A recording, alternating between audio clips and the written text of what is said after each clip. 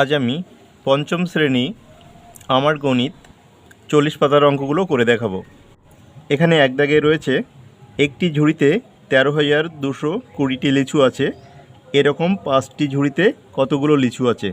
তো প্রথম অঙ্কটি দেখো বইতে করে দেওয়া রয়েছে। অঙ্কটি তোমরা এভাবে শুরু করবে, একটি ঝুড়িতে লিচু আছে 13,220টি, আর এরকম 5টি ঝুড়িতে কয়টি আছে সেটা বের করতে হবে। একটি ঝুড়িতে লিচু আছে 13,220টি, আর 5টি ঝুড়িতে লিচু আছে তার 5 গুণ।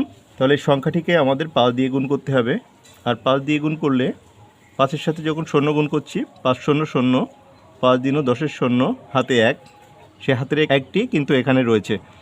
এখন দেখো 5 দিনও 10 আর হাতের 1 মিলে 11, 11-র 1, হাতে আবার 1, 3 5 15 আর হাতের 1 মিলে 16, 16 6, হাতে আবার 1, 5 1 5 আর হাতের 1 মিলে 6। তাহলে 5টি ঝুড়িতে মোট লিচু আছে 66,100টি। এরপর দুই দাগ দেখো, একটি ঝুড়িতে 12,335টি পান পাতা আছে, এরকম 7টি ঝুড়িতে কতগুলো পান পাতা আছে। দেখো ঠিক এক দাগের অঙ্কের মতো দুই দাগের অঙ্কটিও, এই অঙ্কটি আমি খাতায় করে দেখাচ্ছি। তো একইভাবে লিখে নেবে, একটি ঝুড়িতে পান পাতা আছে 12,335টি, অতএব 7টি ঝুড়িতে পান পাতা আছে 12,335, তাকে 7 দিয়ে গুণ। এখানে 5 7 35-এর 5, হাতে 3,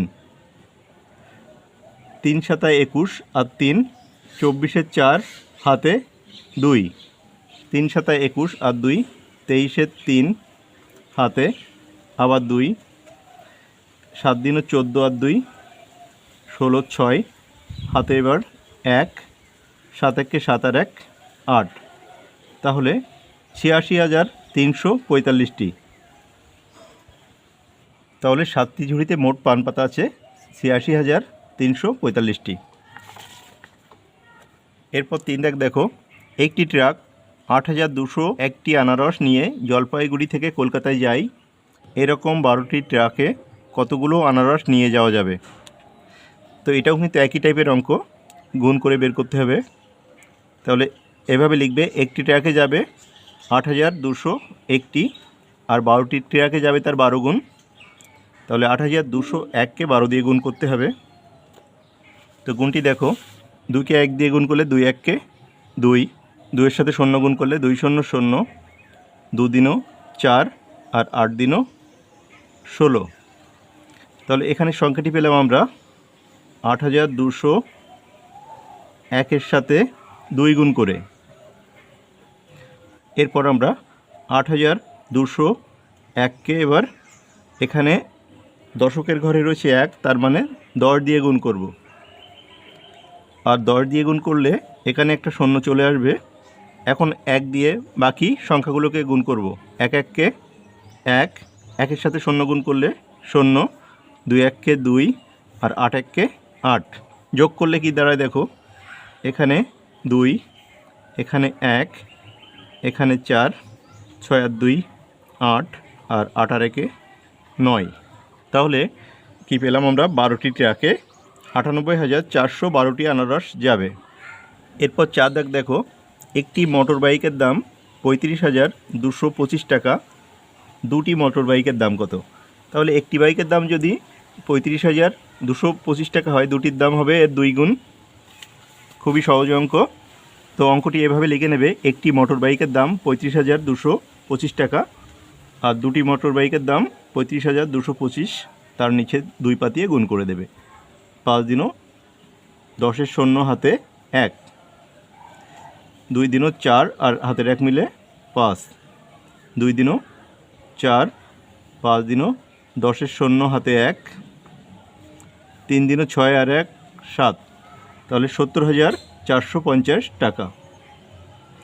তাহলে দুটি বাইকের দাম 70,450 টাকা। এরপর 5 দাগ দেখো, দামোদরের তীরে এক চাষি 2,572টি তরমুজ চাষ করেছেন। একটি তরমুজের দাম 22 টাকা হলে ওই তরমুজগুলো বিক্রি করে তিনি কত টাকা পাবেন। এই অঙ্কটি এভাবে লিখবে, একটি তরমুজের দাম 22 টাকা, মোট তরমুজ আছে ওখানে 2,572টি। তাহলে 2572টি তরমুজের দাম 2572, তার নিচে 22 দিয়ে গুণ করে দেবে। এখন প্রথমে 2572কে 2 দিয়ে গুণ করলে কি হয়, 2 দিনও 4, 7 দিনও 14, 14 4 হাতে 1, 5 দিনও 10 আর হাতের 1 মিলে 11, 1 হাতে আবার 1, 2 দিনও 4 আর 1 5। দ্বিতীয় লাইনে এসে কী করতে হবে, 2572কে, এটা রয়েছে দশকের ঘরে, তার মানে 20 দিয়ে গুণ করতে হবে। তাহলে এখানে একটা শূন্য অটোমেটিক চলে আসবে। এখন 2 দিয়ে গুণ করলে 2 দিনও 4, 7 দিনও 14 4 হাতে 1, 5 দিনও 10 আর 1 11, 1 হাতে 1, 2 দিনও 4 আর 1 5। এখন যোগ করলে 4 আর 0 মিলে 4, 4 আর 4 মিলে 8, 4 আর 1 5, 5 আর 1 6 আর 5 করতে 5, 56,584 টাকা। তাহলে ওই চাষি 2572টি আনারস বিক্রি করে 56,584 টাকা পাবেন।